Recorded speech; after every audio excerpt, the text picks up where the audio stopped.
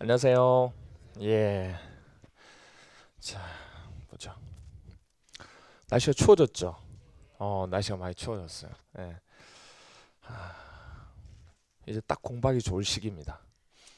이렇게 날씨가 추워지면 공부가 절로 됩니다. 그냥 뭐 앉아만 있어도 공부가 돼요. 예. 저만 또 그럴 수도 있고. 하여튼 그렇습니다. 날씨가 또 추워지니까 감기도 또 되게 많이 쓰고. 저 같은 경우는 수업을 하니까 거의 2주에 한 번꼴로 코로나 검사는 계속해요. 왜냐면 수업을 해야 되니까. 그리고 또 마스크는 또 진단서 제출해가지고 제가 가호흡 때문에 또 하고 있고 하는데, 그래도 혹시 모르기 때문에 수험생한테 피해가면 안 되니까 거의 2주 간격으로 코로나 검사는 병원 가서 계속 찌르고 있어요. 하여튼 그러는데, 하여튼 뭐 겨울철이니까 더 또 조심하시고 건강 조심하셔야 됩니다. 아프시면 토요일 날은, 특히 제가 수업하는 날이 토요일이잖아요. 아프시면 토요일은 쉬어야지, 이런 생각을 너무 많이 하시기 때문에, 그래서 아프지 말고 우리가 1년 동안 계속 할 수 있도록, 아시겠죠? 제가 항상 여러분들 위해서 기도합니다. 아프지 말고 1년 동안 여러분들 합격해서 갈 수 있도록 하기 위해서, 제가 새벽 6시마다, 새벽도 아니죠, 6시마다 올리잖아요. 그럼 올리려면 제가 좀 더 일찍 일어나야 되잖아요. 그렇게 하면서 조금 어떤 데 늦게 올라가는 경우가 몇 번 있었죠. 그때 몸이 너무 안 좋을 때예요.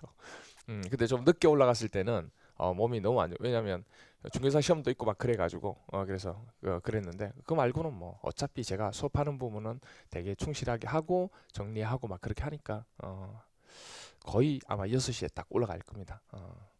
그럼 그 전에 이제 올리면서 항상 생각해요.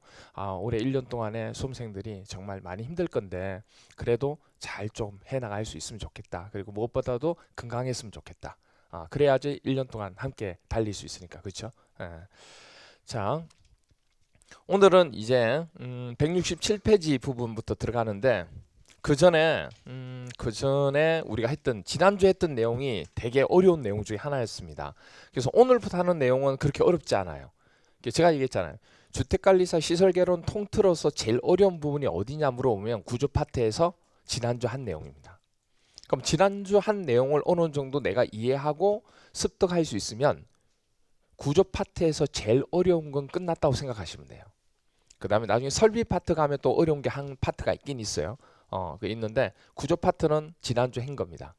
그래서 한번 체크만 조금 할게요. 지난주 우리가 얘기한 것 중에서 뭐 얘기했냐면 물결합 제비, 물시멘트비 얘기했던 거 기억나시죠?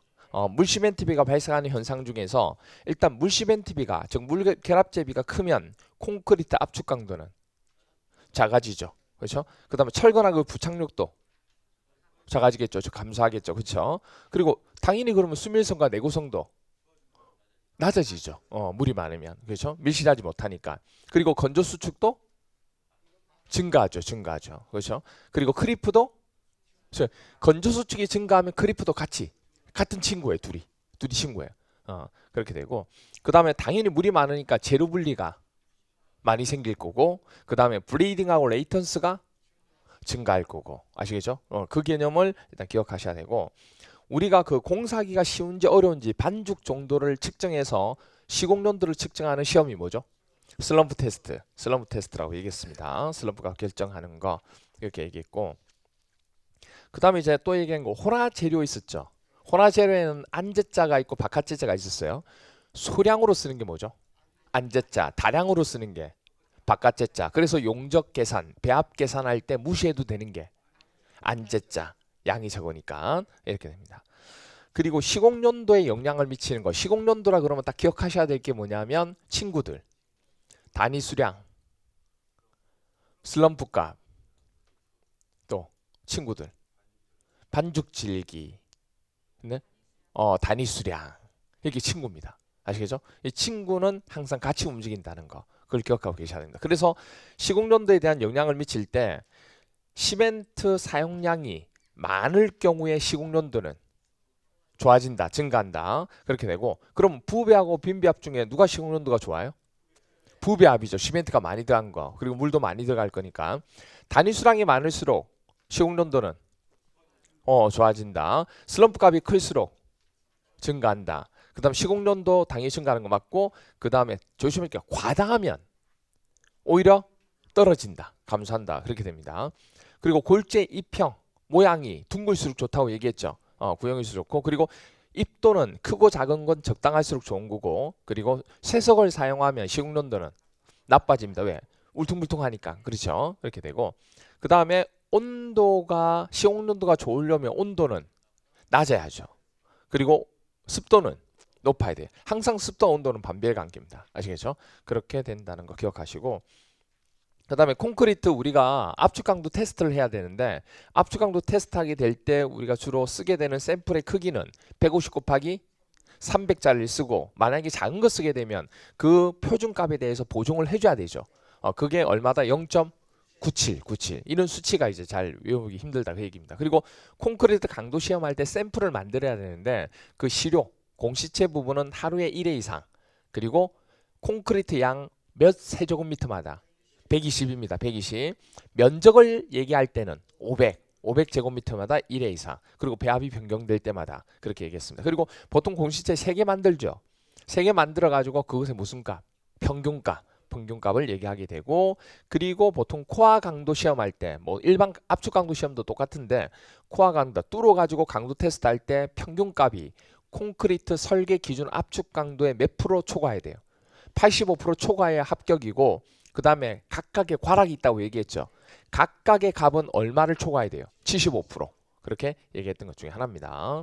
그런 식으로 얘기했었고, 그 다음에 이제 또 쭉 얘기했던 것 중에 하나가 콘크리트 구조물의 내구성을 저하하는 요인들이 있었죠.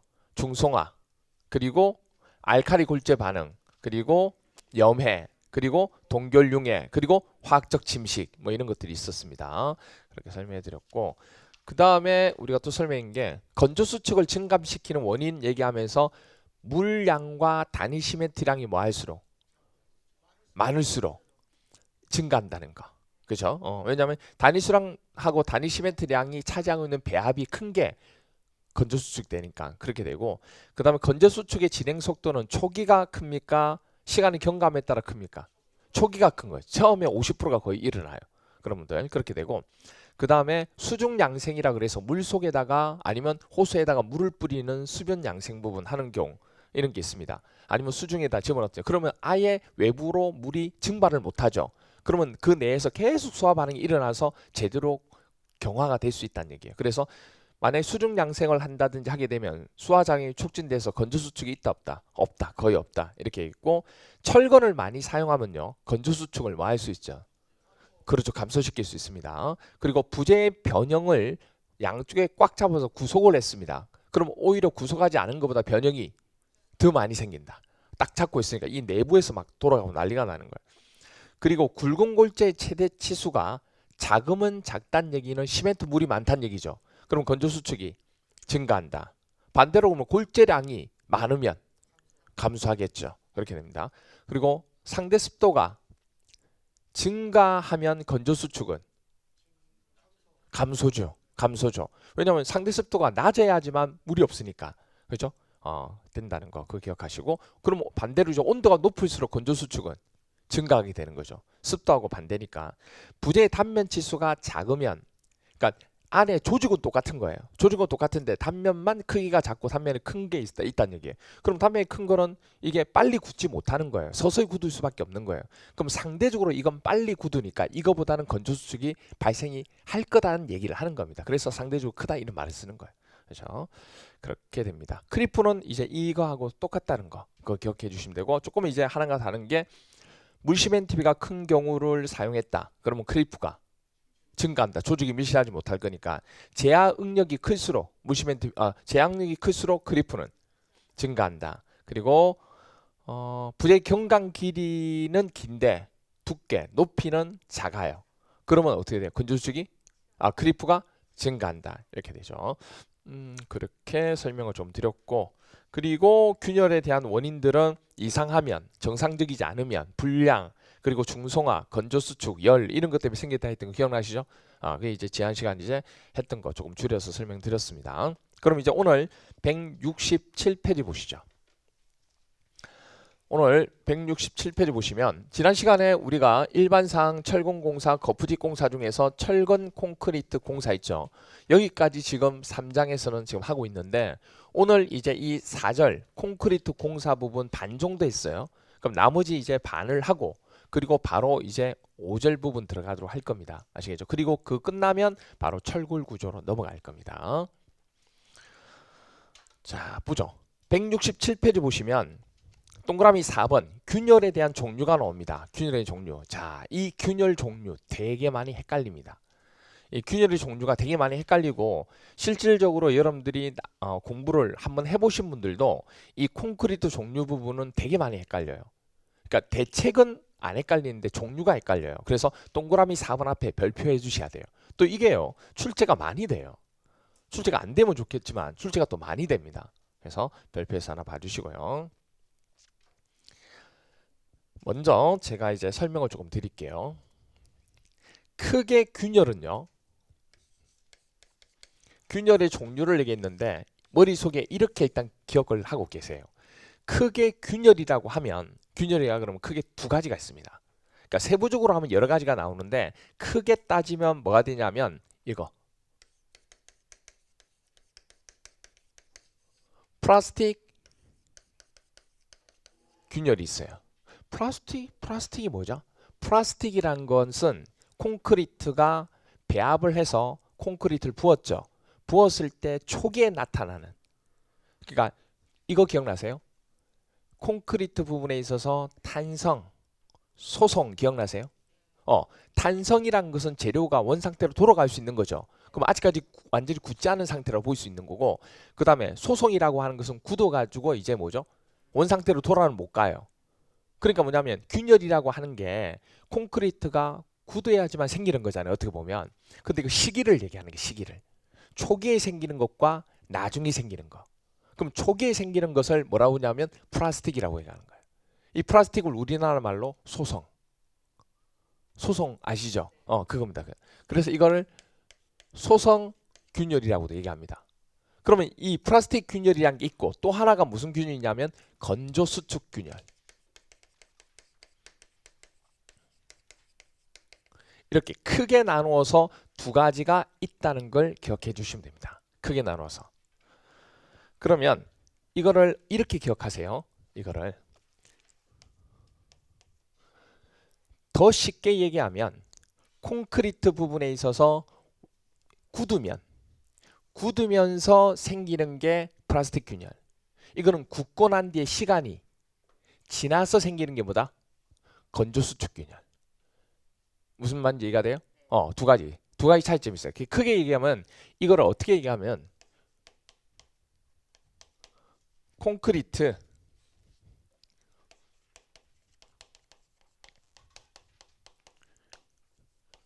경화 전 이거는 콘크리트 경화 후 이렇게 보시면 돼요.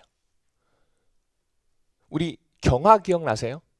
콘크리트가 단순히 굳는 건 뭐가 돼요? 응결. 콘크리트가 단순하게 그냥 굳는 건 응결. 그럼 응결이 됐다고 해서 우리가 요구하는 강도가 나와야 안 나와요? 안 나와요. 그럼 우리가 요구하는 강도는 언제쯤 나와요? 28일. 그때까지 진행하는 과정을 뭐라 불러요? 경화. 됐나요? 그러면 이건 콘크리트 경화 전이란 얘기는 언제를 얘기하는 거예요? 콘크리트가 굳을 때. 그러니까 28일까지 안 가고 굳고 응결되고 난 뒤에 얼마 안 됐을 때. 됐나요? 그러면 이 두 개 중에서 시험 문제에서 콘크리트가 균열이 빨리 생기는 걸 물어보면 종류 중에서 건조수축 균열입니까? 플라스틱 균열입니까? 그렇죠. 플라스틱 균열이 되는 거죠. 무슨 말이가 돼요? 이렇게 돼요. 그럼 이 두 개 차이점을 일단 알겠죠. 일단 이 두 개 차이점을 모르면 막 헷갈려서 난리가 나는 거예요. 그래서 플라스틱 균열, 소성 균열이라고 하는 것은 콘크리트 경화 전에 콘크리트 굳으면서 생기는 거. 건조수축 균열이 생기는 것은 콘크리트 경화 후, 즉 굳고 난 뒤에 어떤 외부적인 환경이나 이런 거 있잖아요. 그런 것 때문에 균열이 생기는 거. 됐나요? 자, 그런데 여기서 또 하나 기억하셔야 될 게 뭐냐면 이 플라스틱 균열이라고 하는 소성 균열은 책에 보시면 또 나오지만 두 가지가 또 있어요. 이게 뭐 두 가지가 있습니다. 치마 부분하고 수축이라는 두 가지가 나오는데, 자, 이것도 하나 적어 놓을게요.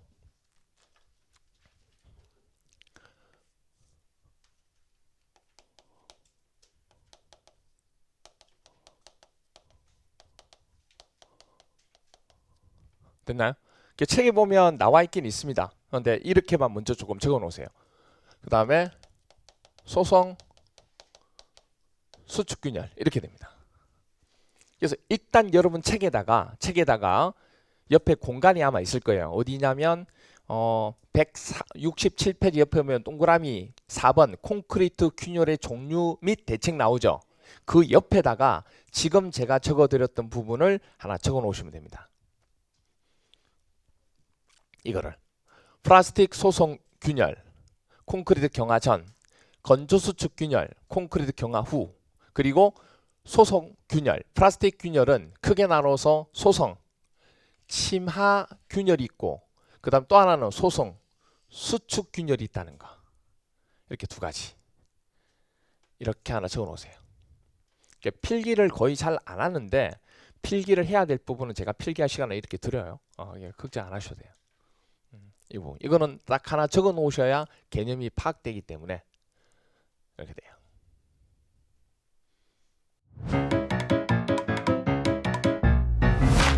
에듀윌 유료 회원만의 명품 자료 서비스.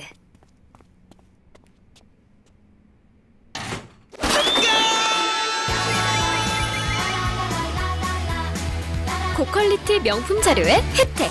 오직 에듀윌 유료 회원에게만. 에듀윌. 됐나요? 여기까지? 자, 그럼 이제 설명할게요.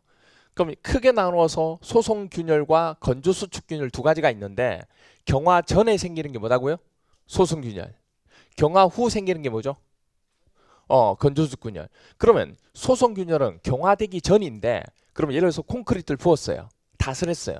그럼 콘크리트를 탓을 하면 물과 함께 찌꺼기가 위로 떠오르겠죠. 그럼 위에 물들이 있겠죠. 그죠? 물이 많은 경우를 얘기하는 거예요. 물이 많이 없으면 이런 현상이 안 생겨요. 물이 많을 경우에 그럼 올라가겠죠. 그럼 물이 이렇게 있으면서 바깥에 있는 외부 환경에 있어서 온도가 올라가겠죠. 그러면 이 있는 물이 어떻게 될까요? 증발하죠. 그죠?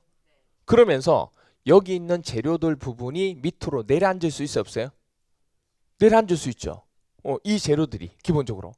그래서 기본적으로 일어나는 것 중에서 소성 치마와 소성 수축 중에서 맨 처음 일어나는 것은 콘크리트를 부었을 때 이 재료들이 자리를 잡으면서 이 부분이 내려앉는 경우가 먼저 생긴다고요. 그럼 내려앉는 경우를 뭐라고 그래요? 치마. 순수하게 그냥 이 자체 내에서 건조가 생기는 거, 건조 수축이 생기는 거 뭐예요? 소성 수축 이렇게 얘기하는 겁니다. 그럼 이 두 개 중에서 먼저 발생하는 경우는 누가 돼야 되는 거예요? 치마가 먼저 생겨요. 치마가 먼저 생기는 거예요. 왜? 물이 많고 하게 되면 먼저 이렇게 재료가 분리가 약간 되면서 내려앉으니까. 그러면서 내려앉는 게 치마균이 되는 거예요. 그래서 순서를 얘기하면 제일 처음 일어나는 균열은 플라스틱 소성 균열이고 그 다음이 건조수축 균열인데, 플라스틱 소성 균열 중에서도 먼저 뭐가 일어난다? 치마가 먼저 생기고, 그리고 그 재료 자체가 수축이 생긴다는 얘기예요. 그래서 가장 먼저 발생하는, 콘크리트 붙자마자 가장 먼저 발생하는 균열이 뭡니까 하고 물어보면 뭐가 되는 거예요? 그렇죠. 이겁니다. 소성 치마 균열이 되는 거예요. 이게 플라스틱 치마 균열이 된다고. 이게 됩니다. 자, 그러면 이 내용을 한번 보도록 할게요. 먼저 어디를 먼저 볼 거냐면 168페이지를 먼저 볼게요. 168페이지. 168페이지 보면 소송 치마 균열이란 거 나오나요? 이게 15회, 20회 두 번 나왔어요. 15, 20회 두 번 나왔어요. 소송 치마 균열이란 것 자체를 물어보는 게. 그리고 또 하나가 뭐냐면 A, B, C가 있는데 A하고 B 있죠. 이 두 개의 지문이 24회 때 또 출제가 됐어요. 그리고 동그라미 C 있죠. 이건 또 21회 때 나왔어요. 그러니까 이게 얼마나 많이 나온 줄 알겠죠. 매 회마다 나온 거예요, 이게. 그러면 소성 치마 균열은 동그라미 A 보니까 콘크리트를 탓을 한 후에 콘크리트의 앞밀이 뭐예요? 내려앉는 거. 어떤 재료들이 붓고 난 뒤에 재료가 무거운 게 있으면 밑으로 내려앉잖아요. 이렇게 내려앉는 현상을 안밀 현상이라고 그래요. 그러면 안밀 현상에 의해서 가장 먼저 나타나는 성능 저하. 재료가 그 자리에 있어야 되는데 물이 많고 하니까 재료가 밑으로 좀 내려앉으면서 이게 조금 침하가 됐다는 얘기예요. 그게 제일 먼저 일어난다 그 얘기예요. 그래서 A 자체가 시험 문제 한 문제였어요. 콘크리트 타소류의 콘크리트 안밀 현상에 의해서 가장 먼저 나타나는 성능 저하 현상은 뭐다? 소송 침하 균열. 그 다음에 그럼 왜 그러면 그런 현상이 생기느냐 저한테 물어볼 수 있잖아요. 그게 바로 B에 보세요. B에 보니까 콘크리트 타설시 뭐가 부족하다? 다짐이 부족하다. 아까 얘기했죠 제가. 조직이 콘크리트를 부으면 꽉 차 있어서 이게 제자리에 있어야 되는데 뭔가 빈틈이 있으니까 내려앉을 거잖아요. 그럼 뭘 잘못한 거예요? 다짐을 잘해가지고 빈 공간을 없애야 되는데 다짐이 부족한 거예요. 그럼 부족한 곳에서 내려앉겠죠. 그 얘기예요. 그래서 콘크리트 타설시 다짐 부족으로 인해서 자중에 의해서 안밀로 상부 주철근 방향으로 발생하는 균이다. 이게 무슨 말이냐면 또 보세요. 여기서 다짐을 잘했으면 모르겠는데 다짐을 잘 못해서 빈 공간이 생겼다는 얘기예요. 그럼 이게 내려앉아 안 내려앉아? 내려앉죠. 내려앉게 되는데 이게 뭐가 있냐면 위에 철근이 있잖아요. 이렇게 철근을 배건하고 콘크리트를 붓잖아요.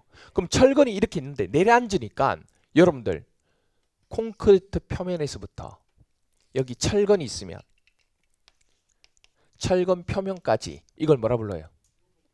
피복 두께. 보나 기둥일 때 피복 두께 얼마? 40 실내에서. 그런데 이게 내려앉으면 뭐가 보여요? 철근이 보이죠. 피복 두께가 부족해지잖아요. 그러니까 여기에 뭐냐면 이게 너무 얇아지니까 이 철근 주위로 금이 가기 시작하는 거예요. 죽은 주위로. 무슨 말인지 이해가 돼요?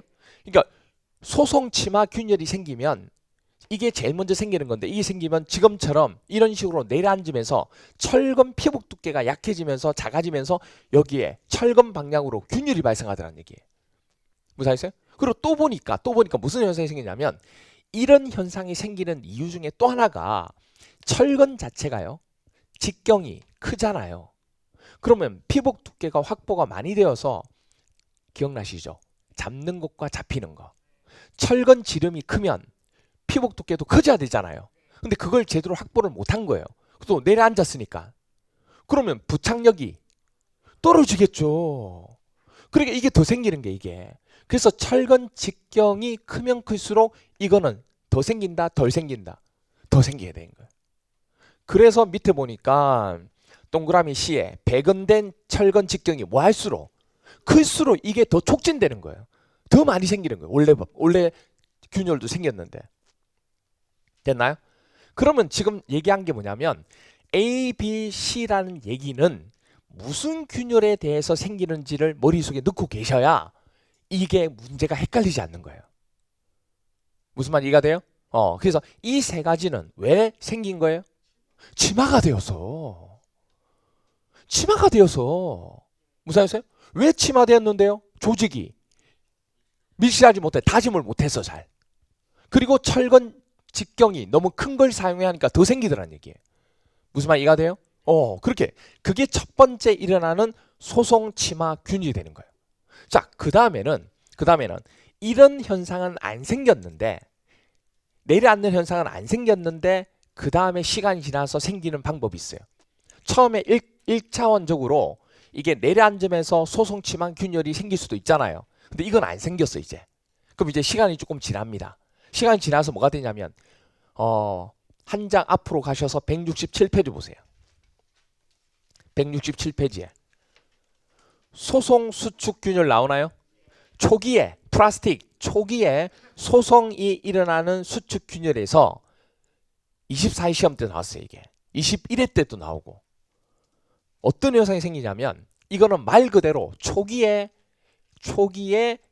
물이 많을 때 물이 뭐 하면서 증발하면서 수축되는 거예요. 그래서 동그라미 B에 보니까 온도가 높아야 물이 증발해요? 온도가 낮아야 물이 증발해요? 높아야죠. 그래서 높은 외기 온도일 때. 그럼 바람이 많이 불어야 돼요? 물이 증발하려면 바람이 적게 불어야 돼요? 바람이 많이 부니까 물이 뭐죠? 쭉쭉 증발하는 거지. 그리고 높은 콘크리트 온도와 낮은 상대 습도. 그러니까 온도가 높다는 얘기예요. 반대로 습도는 낮다는 얘기예요. 그러면 증발 속도가 뭐죠? 훨씬 빠르겠죠. 증가합니다. 그래서 균열이 생기는 것을 우리 뭐라 부른다? 소송 수축 균열.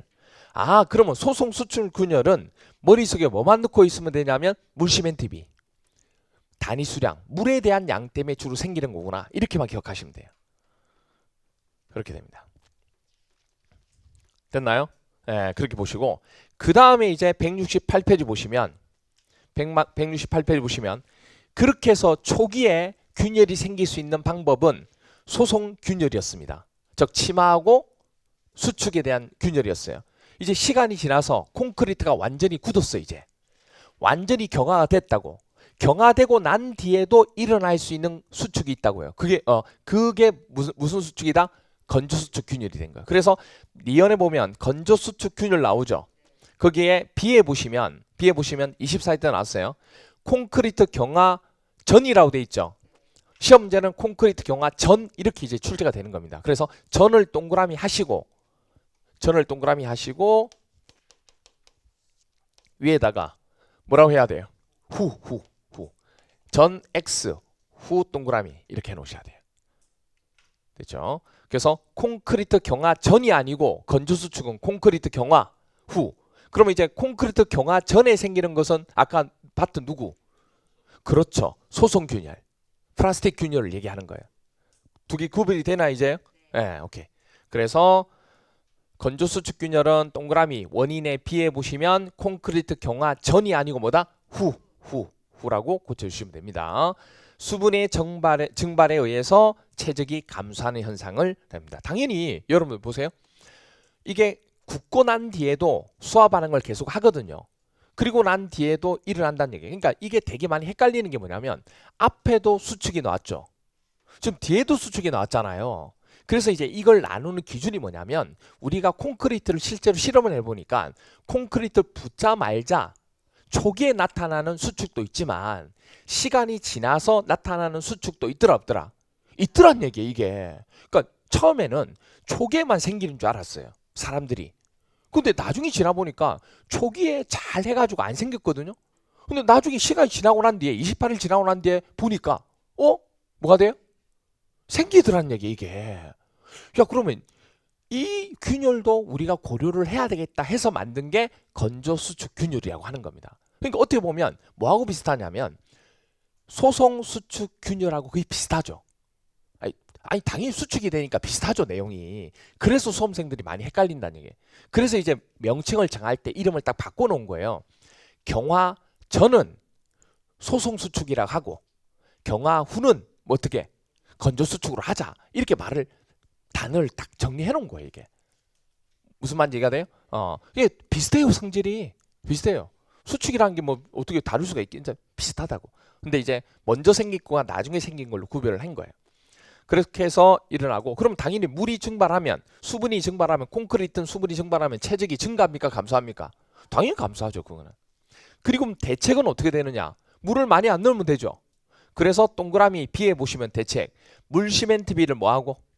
작게 하고. 그럼 물 시멘트 비를 작게 한다는 것은 친구 누구? 슬럼프 값도 감소시키는 거죠. 그렇죠? 그리고 동그라미 D에 보시면 조광 포틀랜드 시멘트, 조광 시멘트하고 알루미늄 시멘트 나오나요? 이거는 여러분들 열을 많이 내죠. 그럼 열을 많이 내게 되고 조기 강도가 크죠. 장기로 갈수록 열을 많이 내기 때문에 균열이 많이 생긴다고 했죠. 그래서 이런 시멘트를 사용하지 않는 게 좋아요. 그리고 오히려 이제 건조 수축이 잘 안 되는 팽창 시멘트를 쓰는 게 좋다 그렇게 얘기합니다. 그리고 맨 2에 보면 경량골재 사용을 줄이고, 경량골재가 뭐냐면 우리 경량 콘크리트에 쓰는 아주 가벼운 골재입니다. 이 가벼운 골재의 특징이 뭔지 아세요? 물을 엄청나게 좋아해요. 이 경량골재가 물을 엄청나게 좋아해서 물을 많이 가져가요. 그럼 경량골재를 쓰게 되면 콘크리트 만들 때 시멘트, 물, 모래, 자갈 들어가잖아요. 그런데 이 골재가 물을 뭐 하는 거예요? 뺏어가는 거예요 이게. 그럼 물을 뺏어가면 건조해지죠. 그러면서 나중에 이제 균열이 생기는 거예요. 초기에는 잘 안 보이지만. 그래서 경량골재 사용을 뭐 해란 얘기예요? 줄이란 얘기예요. 이거는 건조수축의 적입니다. 적. 이렇게 돼요. 그리고 흡수율이 낮은 골재를 쓰면 되죠. 이렇게 됩니다. 그게 이제 기본적인 건조수축 균열이고, 그 다음에 이제 디귿에 보면 온도 균열이란 게 또 있습니다. 온도 균열. 또 균열 좀 그만 있었으면 좋겠어요. 종류가 너무 많죠. 온도 균열은 말 그대로 온도 때문에 생기는 거예요. 그럼 여기 한번 보세요. 콘크리트가 이렇게 덩어리가 있으면 내부하고 외부 표면하고 온도차가 있을까요, 없을까요? 당연히 있죠. 그 온도차 때문에 그 자체 내에서 생기는 균열을 온도 균열이라고 그래요. 두 개 온도차가 생겼으니까. 자, 그러면 물어볼게요, 제가. 단면이 큰 거하고 단면이 작은 것 중에서 누가 더 온도 균열이 큰가요?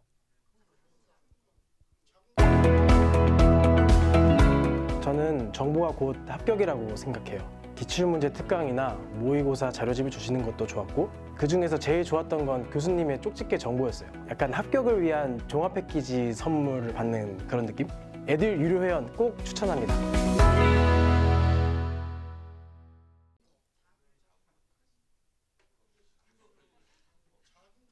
자, 다시요. 자, 보세요. 제가 있는데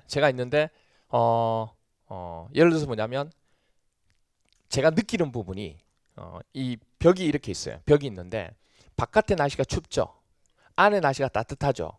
그럼 벽의 두께가 얇으면 온도차가 작죠. 이 두께가 작으면 그래서 여러분들은 보통 단열을 할 때 두께를 두껍게 안 하고 얇게 하는 거구나. 아니, 두꺼워져야 열을 차단하죠.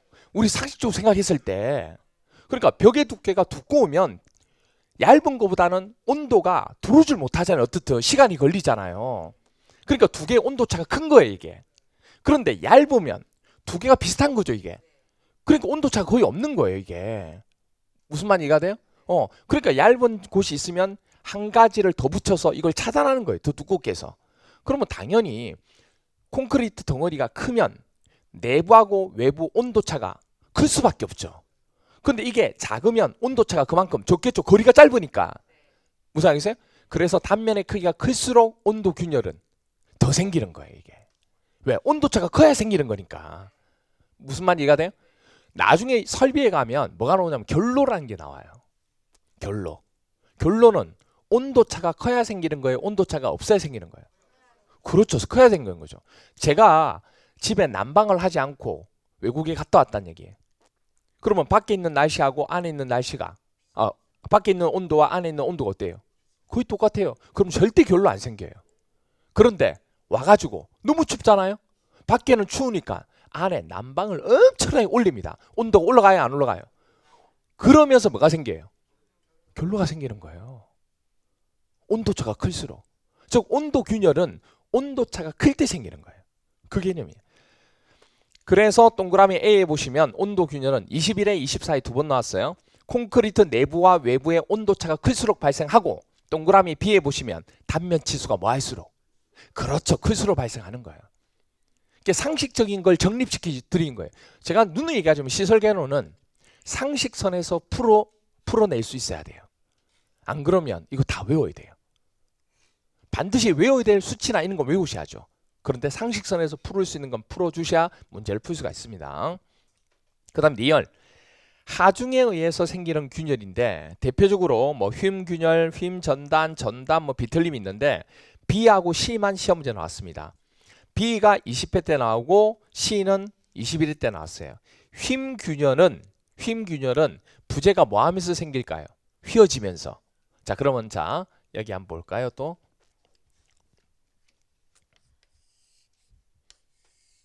자, 이런 부재가 있습니다. 보가 있어요. 하중에 이렇게 작용하겠죠.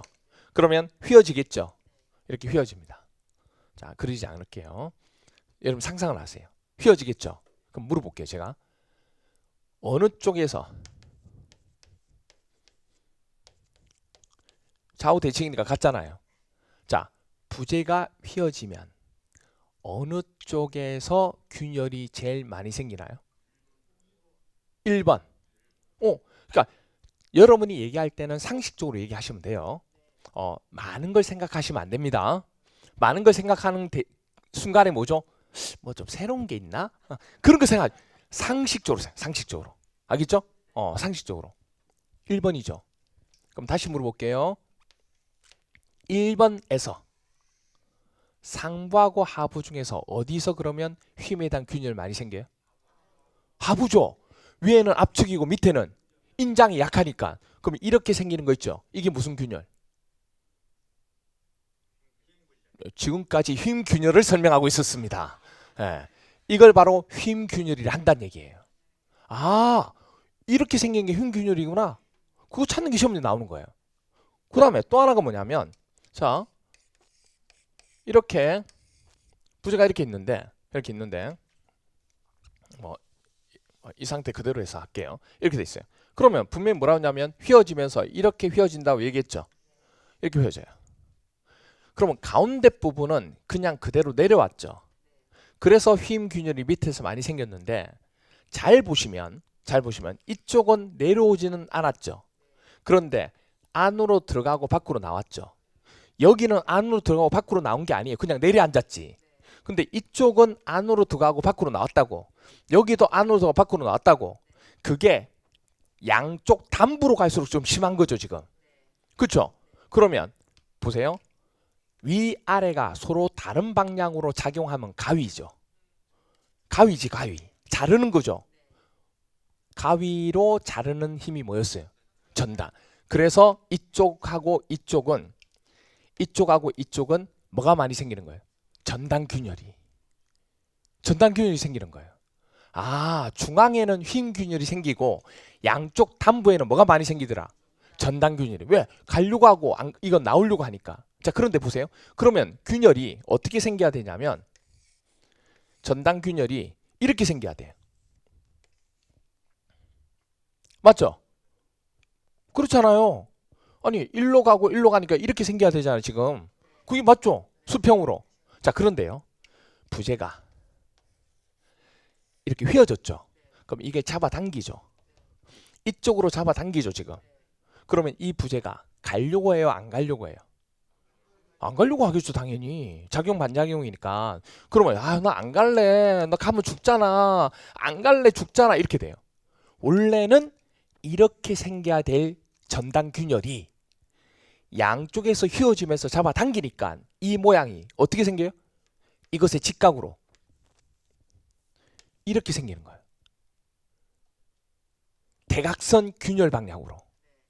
그러면 이렇게 생긴 것은 자, 대답하기 전에 자, 얘기합니다.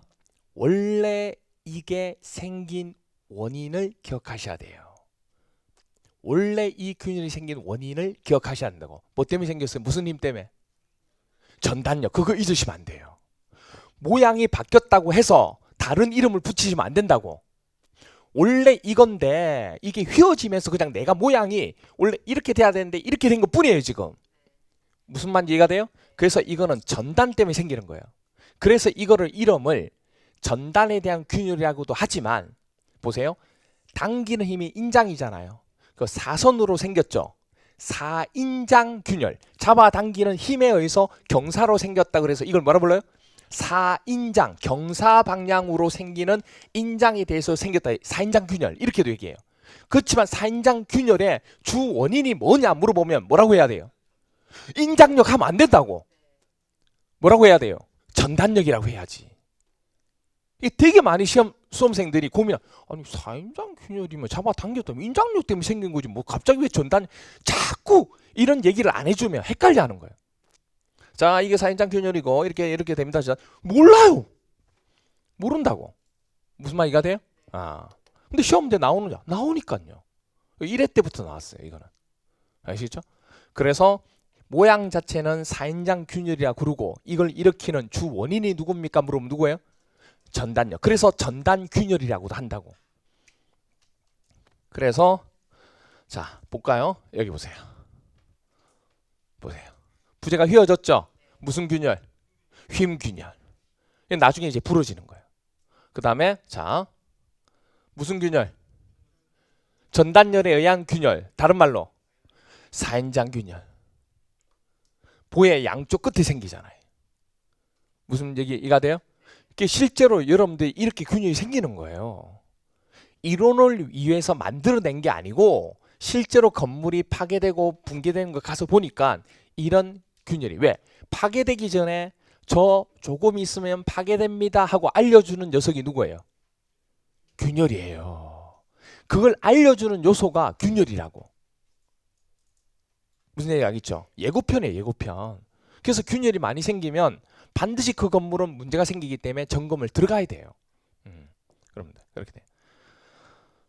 그래서 시에 보시면 전당 균열은 부재축의 경사 방향으로 발생하는 균열이다. 그렇게 나온 거예요. 자, 그럼 보세요.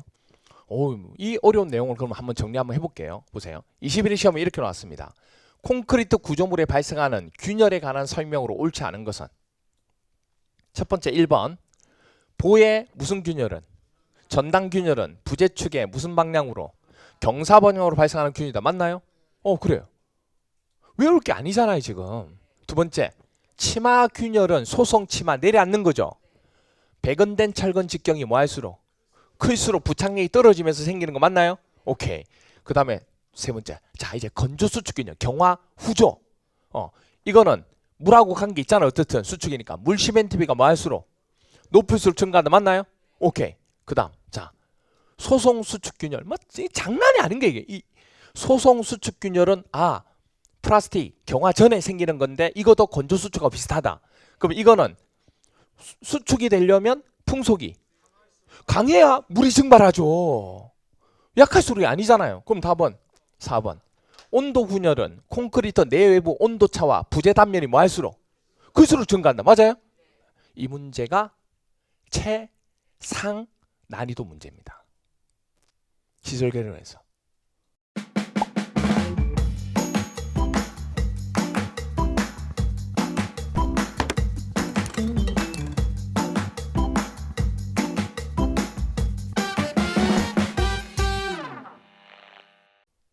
여러분이 설명 들었으니까 뭐 쉽다고 생각하지만 설명을 안 듣고 만약에 이 문제를 풀었다 생각해보세요. 손도 못 대요. 손도 못 대요. 공부를 하신 분들도 이 문제를 어려워해요. 공부를 하신 분도 공부 다 배웠어요. 배웠는데도 못 풀어요. 무슨? 근데 듣고 풀잖아요, 여러분들이. 그럼 되는 거예요. 그러면 다음부터 뭐가 문제예요? 이게 최상 문제라는데. 그러면 다음에 안 풀린 건 누구 잘못이에요? 제 잘못이에요? 아니죠. 아니죠. 여러분 잘못이 아니고 주위의 환경의 문제죠. 여러분을 공부를 해야 되는데 공부를 못하게 하니까. 그렇죠? 그러니까 계속 반복하면 된다는 얘기예요. 절대 어려운 거 아니에요. 시설 개론. 아시겠죠? 되잖아요. 이게 제일 어려운 문제인데. 자, 그리고 169페이지 보시면 5번 콘크리트 보수 보강은 아직 시험 문제 안 나왔습니다. 그리고 170페이지 보시면 콘크리트 시공 나오나요? 이 콘크리트 시공에서는 시험 문제 그렇게 출제가 많이 안 됐어요. 근데 개략적으로 조금만 볼게요. 제일 먼저 첫 번째 재료에 뭐가 나와요? 이게 뭐냐면 콘크리트를 만들려면 시멘트 얼마, 물 얼마, 자갈 얼마를 재야 되죠. 계량하는 기계에 대해서 제시한 거예요. 근데 시험 문제 한 번도 안 나왔어요. 그렇구나 넘어가면 돼요. 그리고 171페이지. 그럼 이제 그 재료를 가지고 만들면 이제 어떻게 해야 돼요? 비벼야죠. 그래서 비비는 게 대해서 나오는데 기계 비빔도 있고 넘겨보니까 뭐도 있어요. 손부입니다. 그럼 그 얘기예요. 자, 그럼 이제 현장에서 비볐어요. 그럼 이제 어떻게 하면 돼요? 콘크리트를 붓고자 하는 곳까지 뭐 해야 돼요? 운반해야죠. 그래서 그 다음 딱 보니까 170 운반이 남겨요. 운반은 딱 두 가지가 있는데 높은 곳에 운반할 때는 높은 곳에 가는데 사람이 찜통 메고 들고 올라갈 수는 없잖아 이게. 그러니까 뭐냐면 타워를 설치해서 엘리베이터처럼 콘크리트가 쫙 올라가는 거예요 이렇게. 무슨 알겠어요? 그렇게 하는 방법도 있고 또 하나는 뭐냐면 173페이지 그림 보세요. 173페이지 옆에 차가 하나 보이나요? 차가 있고 관이 위로 올라가 있잖아요. 이게 펌프카라고 해요. 네미콘 차가 오면 그 네미콘 차에 있는 콘크리트를 옆에 있는 펌프카라는 게 있어요. 펌프카라고 해서 이거 젊은 사람들이 하는 이거 뭐죠? 펌핑 이런 거 말고 그래서 콘크리트를 부으면 콘크리트가 펌프에 의해서 위로 보내는 겁니다. 그러면 콘크리트가 밑에서부터 위로 쫙 올라가는 거예요. 관을 타고. 그게 이제 펌프 방법이라고 하는 겁니다. 아, 그런 게 있구나. 아직 시험 문제 안 나왔어요. 자, 그런데 173페이지에 보시면 가로 3번에 콘크리트 운반할 때 고려사항이 나오나요? 이 콘크리트 운반할 때 고려사항이 나오는데 이 고려사항 중에서 동그라미 2번이 시험 문제 나온 거예요. 18에 22에 2번. 콘크리트를 신속하게 운반해서 즉시 뭐 해야 된다? 다스는 왜요? 굳으니까. 그래서 충분히 다져야 되고 비비기로부터 그러니까 콘크리트를 비볐죠. 그러면 다설할 때까지 여기 한번 보실래요? 콘크리트를 비볐습니다. 그럼 다설을 해야 되죠. 다설이 뭐냐면 붓는 겁니다. 그럼 이때까지 시간이 있을까요? 없을까요? 시간 제약이. 만약에 시간 제약을 안 주면 콘크리트 비벼가지고 내일 하자. 돼요? 안 돼요? 아니 김밥도 내일 먹으면 이상한데 그렇잖아요. 비볐으면 바로 해야 돼. 안 그러면 재료가 굳으니까. 그래서 시간을 딱 정해놓습니다. 언제까지는 반드시 부어야 합니다. 이렇게. 그래서 보니까 동그라미 2번에 콘크리트 신속하게 하고 쭉 나오면서 비비기로부터 다슬이 끝날 때까지 시간은 온도가 그렇죠. 외부 온도가 높으면 빨리 굳어요, 늦게 굳어요? 빨리 굳으니까 그때는 시간이 짧아요. 대신에 온도가 좀 외부 온도가 낮잖아요. 그럼 좀 늦게 굳을 거예요. 그 시간 차가 딱 30분 차이 나요. 30분. 그래서 25도 이상일 때는 몇 분? 90분. 90분 안에 무조건 부어야 돼요. 그런데 25도씨 미만이다. 그러면 30분의 여유를 더 줍니다. 그럼 2시간. 120분 넘었으면 안 돼요. 그럼 머릿속에 딱 기억하실 게 뭘 기억하시냐면 일단은 뭐 기억해야 돼요? 그렇죠. 25도씨부터 기억해야지. 아시겠죠? 25도씨부터 기억하셔야 돼요. 25도씨 기억하시고 그리고 25도씨일 때 몇 분? 90분. 1시간 30분. 그래서 1.5시간이라고도 합니다. 근데 90분으로 기억하면 돼요. 둘 중에 하나만. 아시겠죠? 그래서 25도씨 이상일 때는 90분 내에 무조건 부어야 되고 만약에 25도씨 뭐일 때? 미만일 때는 30분 느려지는 거예요. 얼마? 120분. 2시간이죠. 됐나요? 이건 외우셔야 됩니다. 법으로 정한 거기 때문에. 그럼 예를 들어서 이렇게 돼요. 현장에서 비비지 않고 네미콘을 주문할 수 있죠. 콘크리트를 만드는 회사에 주문할 수 있잖아요. 그러면 거기에서 출발을 하겠죠. 출발한다는 얘기는 비빈다는 얘기잖아, 걔네들이. 그럼 비벼가지고 옵니다. 그럼 현장에 도착해서 탓을 할 때까지 시간이 있어요, 없어요? 그 시간이 이거라고. 현장에서 만들든 주문을 하든 이 시간 똑같다고. 근데 만약에 차가 뭐해서 막혀가지고 늦게 온 거예요. 90분 내에 타설을 해야 되는데 90분 넘어서 온 거예요. 그럼 어떻게 해야 돼요? 뭐 어떻게 하군요? 돌려보내야 돼요. 그래서 엄청나게 달리는 거예요. 좀 이해하세요. 엄청나게 달리잖아요. 그래서 네미콘을 주문할 때는 근거리, 내가 쓰는 공장이 있더라도 그 현장 거기에 주문하는 게 아니고 단골에다 주문하는 게 아니고 가까운 거리에 주문을 한다고요. 시간이 있기 때문에. 실질적으로 이 시간 늦어가지고 거의 한 30대 가까이가 늦게 온 거예요. 그럼 어떻게 해야 돼요? 다 돌아가세요. 그러지 않는 경우들도 많습니다. 미안해요. 이렇게 해서 술 한잔 하죠. 이렇게 해서 또 하는 경우도 있어요. 왜? 건축주는 모르잖아요. 근데 이런 것들이 이제 감리자나 이렇게 다 체크하고 막 하게 되는 거죠. 이렇게 되면 이제 콘크리트 상태가 안 좋아지는 거예요. 그럼 나중에, 지금은 바로 안 생기죠. 나중에 1년 지나고 2년 지나면 나타나는 거예요. 그러분들 이렇게. 그리고 또 하나가 동그라미 3번 보시면 16회 때 나왔어요. 운반이나 타설할 때, 운반을 할 때 타설할 때 콘크리트에 뭐 해서는 안 된다? 아니 뭐 노래 불러요? 그게 아니고 이 가수는 뭐예요? 물을 첨가하는 걸 가수라고 그럽니다. 운반이나 타설할 때는 물을 첨가해서는 절대 안 된다. 왜 안 되는지 알죠? 왜 안 돼요? 아니 우리가 시멘트 얼마, 물 얼마, 자갈 얼마 다 배합을 맞췄다는 강도에 맞춰서 했는데 갑자기 물을 많이 넣으면 강도가 떨어지니까. 하지만 공사하기가 쉽거든요. 그래서 물을 조금씩 탄다고. 안 된다고 그러면. 아시겠어요? 그 얘기를 하는 겁니다. 그 얘기를. 이렇게 얘기한다는 거. 됐나요? 자, 그럼 이제 그렇게 해서 운반이 다 되었습니다. 운반할 때 조심해야 할 사항까지 봤어요. 그럼 이제 174페이지 뭐 하면 돼요? 콩쿠르 부으면 돼 이제. 그래서 붓는 건 조금 쉬었다가 설명을 드리도록 할 겁니다. 자, 그러면 우리가 첫 시간에 설명했던 것 중에서 중점적으로 봐야 될 거는 바로 이거죠. 이거. 다른 건 잊어버리더라도 이것만 기억하셔야 돼요.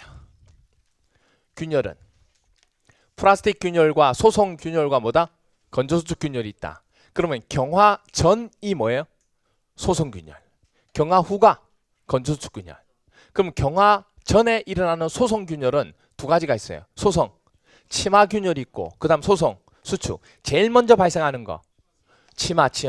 다짐이 부족해서 그리고 철근의 직경이 커서 내려앉으면서 균열이 어떤 방향으로 생겨요? 철근의 방향으로 생기는 게 소성 치마 균열.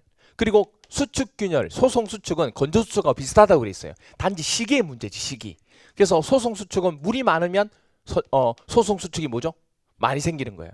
그래서 물이 많이 증발할수록 소성 수축이 커지기 때문에 풍속이 뭐 할수록 강할수록 온도가 높을수록 습도는 낮을수록 그렇게 된 거예요. 그리고 건조 수축은 뭐 일반적인 형태와 똑같은 개념이고 경화 후에 생긴다는 거. 그래서 첫 시간의 포인트는 이거예요. 이게 포인트입니다. 이걸 잘 잡아놓고 계셔야 돼요. 아시겠죠? 오케이. 조금 쉬었다가 두 번째 시간 들어가도록 할게요. 주택관리사 합격! 에듀윌 합격 패스! 에듀윌 공무원 공인중개사 에듀윌 합격 패스 편입도 토익도 에듀윌 합격 패스 합격까지 초고속 에듀윌 합격 후